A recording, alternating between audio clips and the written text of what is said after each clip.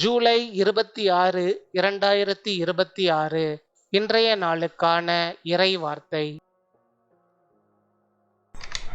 உங்கள் வாழ்வில் அடைக்கப்பட்ட வாசல்களை கர்த்தர் இன்று உங்களுக்கு திறப்பார்.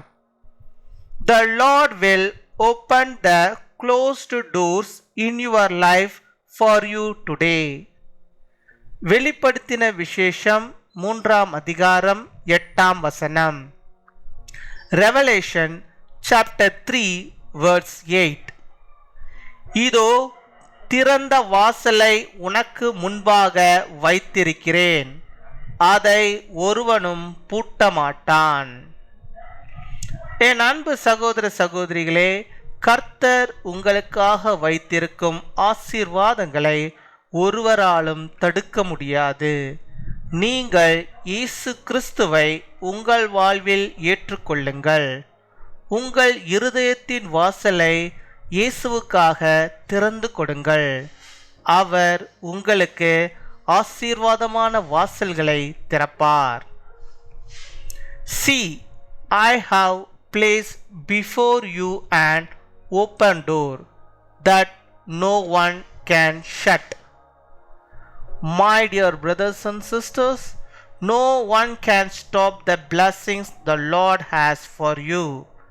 Accept Jesus Christ into your life. Open the door of your heart to Jesus. He will open doors of blessings for you. அன்பின் பரலோக தகப்பனே, நன்றியோடு மை துதிக்கிறோம் அப்பா, மை ஸ்தோத்தரிக்கிறோம். இந்த நாளுக்காக நன்றி செலுத்துகிறோம். இந்த நாளிலும் என்னோடு கூட இணைந்து அப்பாமை நோக்கி ஆண்டவரை ஜெபிக்கிறோம். பிள்ளைகளே, ஆண்டவர் நீர் கண்ணோக்கி பார்த்தரல வேண்டுமா ஜெபிக்கிறோம். அவருடைய வாழ்விலே ஆண்டவரை இதுவரைக்கும் ஆண்டவரை தடைப்பட்டிருக்கிற அந்த ஆசீர்வாதங்கள் இந்த நாளிலே அவளுக்கு வரும்படியாக, அது கிடைக்கும்படியாக, அந்த ஆசீர்வாதத்தை அவள் பெற்றுக்கொள்ளும்படியாக, ஒரு அற்புதம் நடக்கும்படியாக இந்த நாளை நீர் அவர்களுக்கு மாற்றி கொடுக்க வேண்டுமா ஜெபிக்கிறோம். இதுவரை ஆண்டவரை அடைக்கப்பட்டிருந்த அந்த வாசல்கள் இந்த நாளில் திறக்கப்பட வேண்டுமா ஜெபிக்கிறோம். பிசாசானவன் ஆண்டவரை எந்த விதத்திலும் ஆண்டவரும் பிள்ளைகளுக்கு ஆண்டவர் அந்த வாசல்களை திறக்காமல் இருக்கலாம். ஆனால் இந்த நாளில் கர்த்தர் நீர் சத்துருவின் போராட்டங்கள், பிசாசின் காரியங்கள் எல்லாவற்றையும் இயேசுவின் நாமத்தினால் நாங்கள் முறியடிக்கிறோம். உம்முடைய பிள்ளைகளுக்கு அந்த வாசலை நீர் திறந்து ஆசீர்வாத நன்மைகளை அவள் பெற்றுக்கொள்ளும்படியாக கிருபை தர வேண்டுமா ஜெபிக்கிறோம்.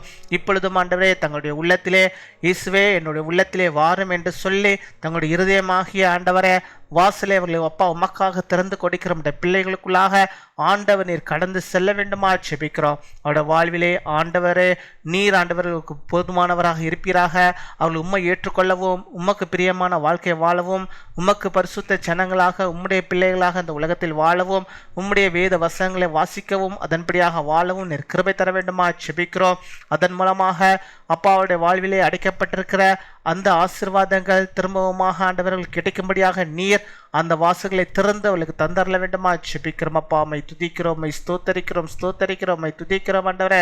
இதுவரைக்கும் ஆண்டவரே இந்த பலவீனத்தினாலே கஷ்டப்பட்டு கொண்டிருக்கிறேன், எனக்கு ஒரு வழி பிறக்காதா, எனக்கு ஒரு வாசல் திறக்காதா என்று சொல்லி ஆண்டவரா அப்பா நம்முடைய பிள்ளைகள் ஆண்டவரே கெஞ்சி கொண்டிருக்கிறார்கள். அவர்களுக்கு கர்த்தர் நீர் அந்த வாசல்களை திறந்தரல வேண்டுமா ஜெபிக்கிறோம். கடன் என்னும் சுமையினாலே கஷ்டப்பட்டு கொண்டிருக்கிறார்கள்.